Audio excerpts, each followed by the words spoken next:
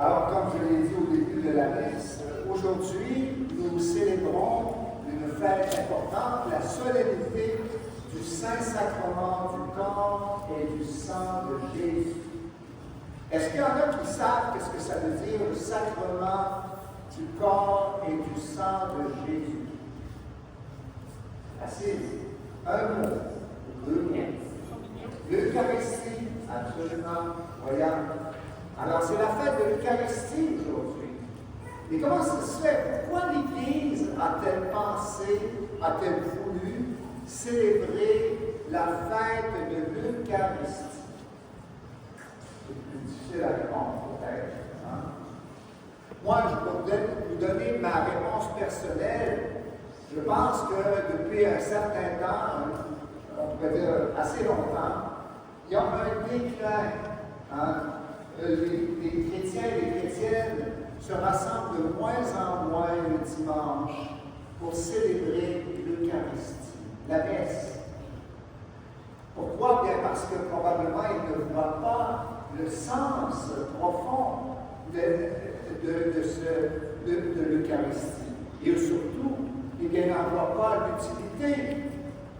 Et justement, pour l'Église, eh bien, l'Eucharistie, c'est le sacrement des sacrements. C'est le plus important de tous les sacrements de l'Église. En fait, le Concile Vatican II avait dit, pour parler de l'importance de l'Eucharistie dans la vie d'un chrétien, d'une chrétienne, c'est la source. L'Eucharistie, c'est la source et le sommet de la vie chrétienne.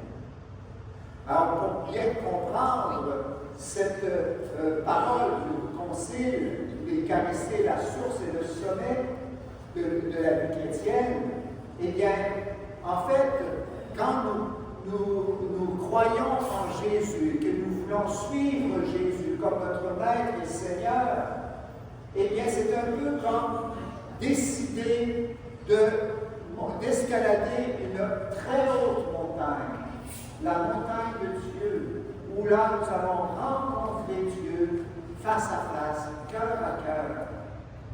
Et cette escalade de la montagne de Dieu, eh bien, elle ne peut pas se faire d'un trait, parce que c'est toute la vie que nous allons apprendre pour pouvoir rencontrer Dieu face à face.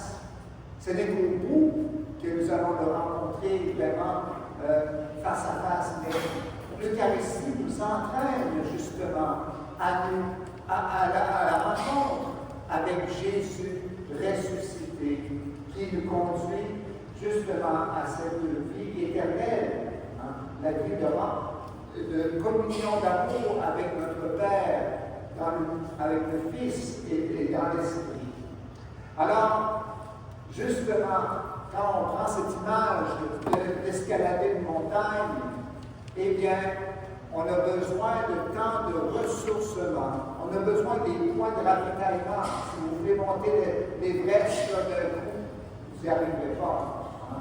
Il faut, parce que ça prend du temps, c'est long, et vraiment, ça vient chercher toutes nos énergies. Et alors, l'Eucharistie, eh bien, elle est justement ce temps de repos, ce temps de ravitaillement spirituel, où nous reprenons des forces, nous reprenons des énergies spirituelles pour pouvoir imiter Jésus dans l'amour. Et alors, bien, peut-être que vous allez dire, comme moi, je peux le dire aussi, hein, avec cette image de monter le mont Everest. Bon, ben ça, je ne suis pas capable de monter le mont Everest. Je n'ai pas la forme physique pour y arriver. Je laisse ça aux experts de la montagne, aux athlètes hein, de haut niveau pour monter le mont Everest. Et oui, c'est vrai ça, mais il faut savoir que l'Église, la communauté eucharistique, elle n'est pas seulement composée de personnes athlètes spirituellement comme les saints et les saintes, mais c'est tous les chrétiens, de quelque condition qu'ils soient, hein, de quelques degrés de vertu qu'il ait atteint, de quelques degrés de sainteté qu'il peut avoir, tous nous sommes conviés à ce repas de ressourcement spirituel de l'Eucharistie. Et alors, bien, j'aime beaucoup la phrase de notre défunt pape François qui disait que l'Eucharistie, l'Assemblée eucharistique, ce n'est pas comme un beau musée de saints avec des chefs-d'œuvre de sainteté ou d'amour. Non. C'est plutôt comme un hôpital de campagne, un hôpital où il y a des blessés qui cherchent la guérison. Et c'est ça que nous sommes tous au fond. Nous sommes tous plus ou moins des personnes en manque, des personnes qui sont en souffrance, des personnes qui sont n'ont pas encore fait l'unité en eux-mêmes et qui n'ont pas vraiment cette capacité d'imiter Jésus dans toutes les dimensions de sa vie d'enfant de Dieu. Alors, nous avons besoin justement de cette Eucharistie, où là, quand nous faisons la communion avec Jésus, c'est la rencontre au sommet avec notre Seigneur. Jésus nous accompagne tout au long de notre cheminement. C'est ce qui nous permet d'espérer de pouvoir aller jusqu'au bout de notre périple spirituel. Et là, bien justement, comme dans l'Évangile aujourd'hui, Jésus, Saint Luc dit que Jésus guérissait ceux qui en avaient besoin. Alors ça veut dire qu'il y a des personnes qui ne sentaient pas le besoin de guérison, Jésus ne pouvait pas les guérir. Alors, quand on vient à l'Eucharistie, la première chose qu'on doit faire, c'est d'ouvrir notre cœur et de présenter au Seigneur nos carences, nos insuffisances, nos faiblesses, et même nos péchés. Parce que c'est cela que le Seigneur vient guérir, c'est ça qu'il vient renouveler, c'est ça qu'il veut nous redonner des forces pour que nous puissions témoigner de Jésus dans notre quotidien.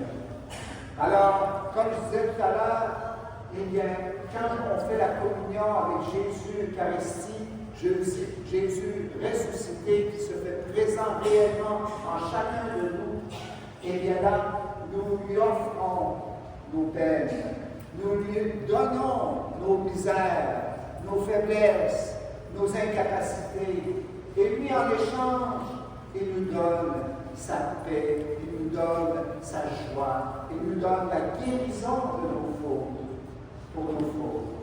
Alors, c'est un grand cadeau que le Seigneur nous donne par ce don de l'Eucharistie. Alors, demandons au Seigneur durant cette messe que nous puissions renouveler notre foi et notre espérance en Jésus, notre seul Sauveur. Amen. Amen.